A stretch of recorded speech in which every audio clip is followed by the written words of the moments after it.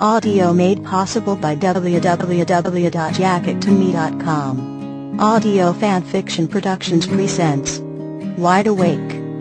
Fanfiction written by Angskata003. Fanfiction inspired by the Twilight Saga written by Stephanie Meyer.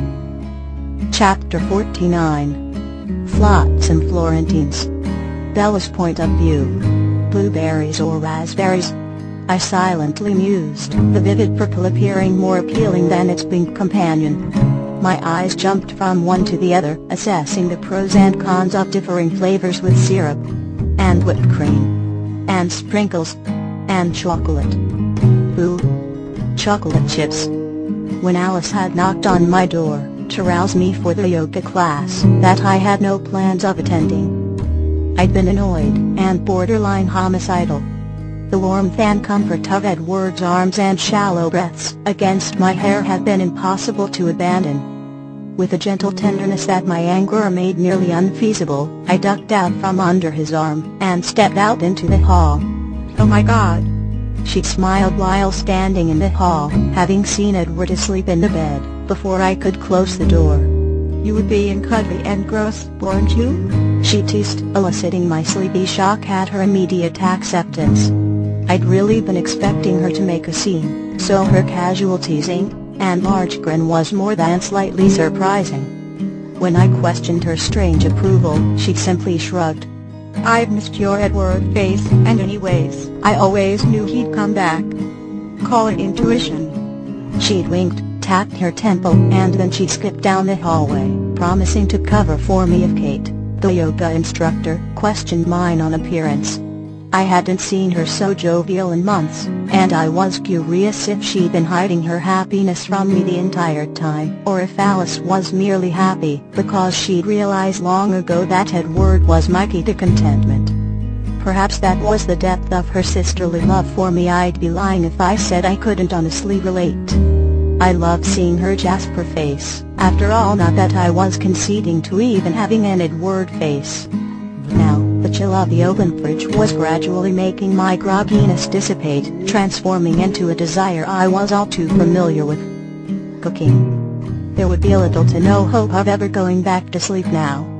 With a tugging smile, I chose blueberries, and set about gathering everything necessary on the granite countertops. I stood on my tiptoes, bouncing a bit as I flittered about the kitchen, and worked. It was amazing how much of a difference mere 8 hours of undisturbed sleep could make. Carmen had once given me a stern lecture on the importance of sleep. She droned on and on about its effects on emotional health as well as physical. I'd sort of shrugged it off because we hadn't gotten to the point where discussions involving my sleeping habits weren't met with my annoyed evasion. I hated it when she was right. I felt revived and clear-headed from the night of uninterrupted sleep. The lifted veil of exhaustion made everything seem vivid, opaque, and obvious, like everything I'd needed before was just too close to be seen. Now, my muscles felt stronger, my mind felt sharper, and my eyes, though heavy, and mourning the loss of slumber, were wide and more alert than I'd been accustomed to for months. Eager for an outlet for all of this vigor, I made Edward pancakes with blueberries and excessive toppings. I arranged his bacon and eggs into one of those disgusting happy faces that usually made me nauseous. I squeezed him fresh juice and was too excited to be embarrassed by the all-too-familiar need to flaunt my meager aptitudes. I made a bit of a mess in the kitchen, and didn't pause to clean anything up when I was finished. I packed up his extravagant breakfast and carried it upstairs, battling the conflicting urges to both sprint faster and take my time. When I reached the door, I carefully opened it with 2 fingers, licking my lips in concentration and cradling the breakfast tray carefully. My brows creased in confusion when I didn't find his slumbering form lying in the bed until a noise from the bathroom alerted me to his presence. I was calculated as I arranged his breakfast atop the mattress, and awaited his emergence. I plucked a blueberry from the tray and popped it into my mouth as my stomach rumbled, but really, I didn't want to eat.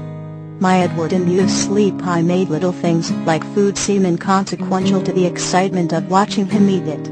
I remembered how much he enjoyed my cooking, and I was eager to enjoy his pleasure after the turmoil of the previous day. The door handle finally rattled, and I stared fixedly as it opened. Edward's eyes were once again hidden by his hair, but his face was pale and fretful. He wore the same things from the previous night, wrinkled and unkempt in his appearance. It was an oddly random, passing thought that made me want to do stupid things like brush his hair and choose his outfit for the day. And then feed him. And then hug him. And then kiss him. And then inwardly rolled my eyes. He froze as he spotted me in the middle of the bed, sitting ramrod straight, eager-eyed, and with an entire feast spread out in front of me, his shoulders visibly eased. "I was worried you left," he muttered, and swept his hair away from his forehead. I remained wordless and strangely timid as he finally assessed the offering of food that graced the small tray before me. His brows furrowed in confusion, and I could feel my face burning as I looked away, swallowing anxiously. "You didn't eat anything last night?" I shrugged one shoulder offhandedly while fingering the hem of his boxer shorts. The heat in my cheeks intensified. "Oh," he breathed in obvious surprise. I could feel his eyes on my inflamed face as he tentatively wandered to the bed, taking a position mirroring my own, and settling comfortably. "You shouldn't have made me anything," he finally sighed in a dejected voice that gripped my chest, and abruptly sent my soaring morning plummeting to my feet. I snapped my eyes to his and controlled my expression as I assured, "It's okay if you don't want it." Unfortunately, my stupid voice had to betray all the hurt that his rejection of my offering had caused. I reached down to remove the meal before him when he swiftly exclaimed, "No," and his hands forced the tray into his lap. "I want it," he insisted, his eyes wide and puzzled. Tense and apprehensive now, I wrung my hands as he cut into his stack of pancakes, hurriedly plunging the fork into his mouth. I took this time to indulge myself in a moment of irrational dread for not using the raspberries, or chocolate chips, or sprinkles. His eyes closed as he chewed, sighing softly through his nose. Unable to discern his reaction as either positive or negative, I pulled my knees to my chest and hugged them tightly. When his eyes opened, I was so overcome with relief to see his lips curl up into a small smile that I immediately released my knees.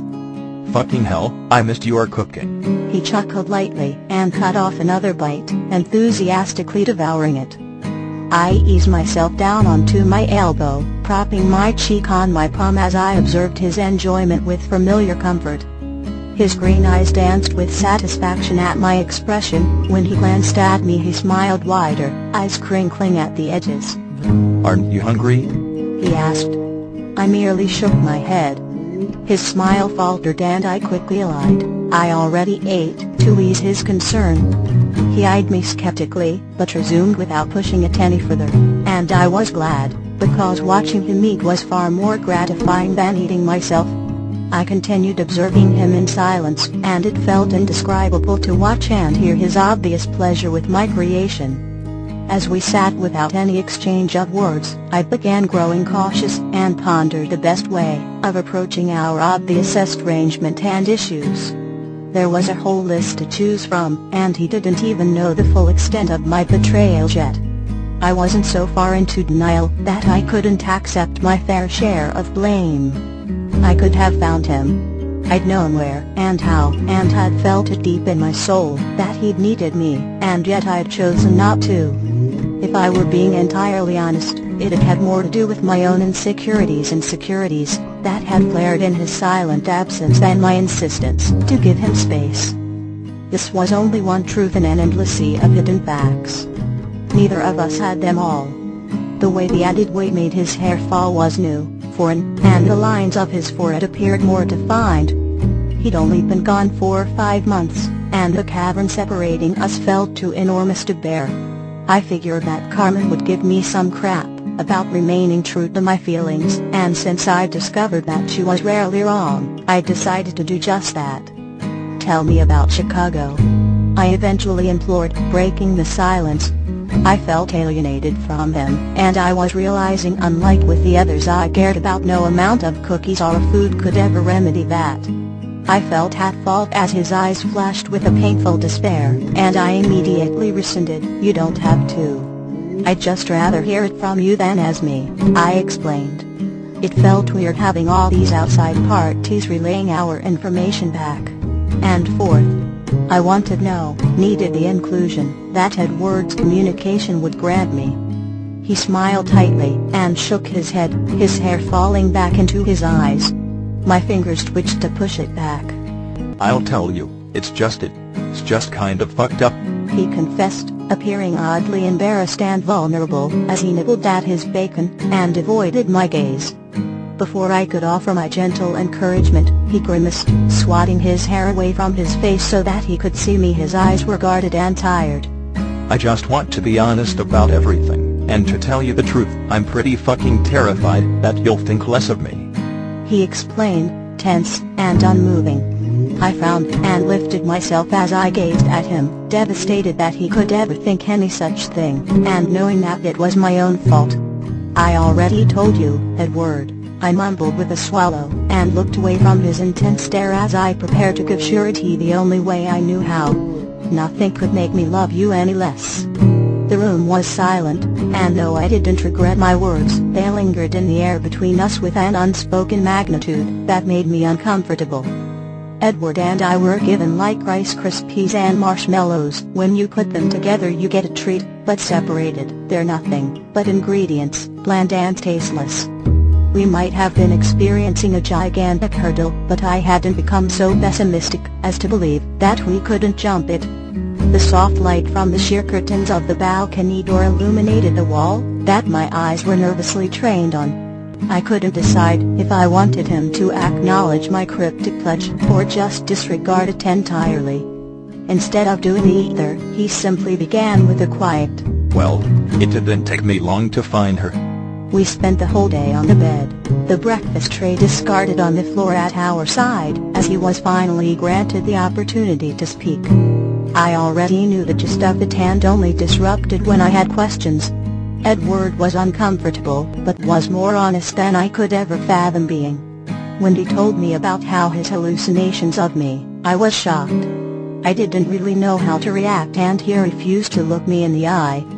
"She mostly just annoyed the shit out of me, but, do you know, she was. It looked like you, so." He trailed off with a nervous swallow, scratching the back of his neck. I was frightened for him, and a part of me was relieved to discover that he hadn't any reoccurrence since Chicago. Yet, another portion of me was flattered. And then another portion of me felt guilty for being pleased about something that was clearly disturbing. It was impossible to reconcile, and I was praying that his lack of sleep alone was to blame, because that was something that could easily be avoided. I listened, captivated with every detail, and eventually stopped trying to hide my legs, sitting comfortably exposed as he continued. I wanted to know ridiculous things, like if she was kind or cooked, or hummed him to sleep while he was there. I didn't feel jealous or possessive, just curious. Grimacing, he shook his head and responded, "I think we had a hard time being close like that," he admitted quietly. I suppose it must have been awkward, and he agreed, dismal that his behavior had been insensitive at times, which I found to be a little stupid. He quickly changed the subject when I told him so I figured it best to remain silent. Hours upon hours were filled with Edward's soft voice, and my attention never wavered. I rose twice to use the bathroom, always returning to my position on the bed in front of him, unconsciously moving closer to him as the hours passed. He did the same, and something odd began shifting in the atmosphere between us as the hours wore on. The first time I'd ever seen Edward blush was when he began telling me about the state of his mother and his responsibilities while caring for her. My protectiveness blazed when I envisioned him in such a poor and unsuitable environment. "Rats and mold all over the place. It was so fucking repulsive, Ella," he confessed with his gaze cast downward. "And even getting her to take a shower was a battle. It never really got better," he whispered, desolate and flush with shame. That was the first moment in which I'd ever actually been thankful for what Elizabeth had done to Edward. Even the simple idea of him spending his entire life burdened with that kind of misery was unbearable. It was at that point that another sudden desire struck me.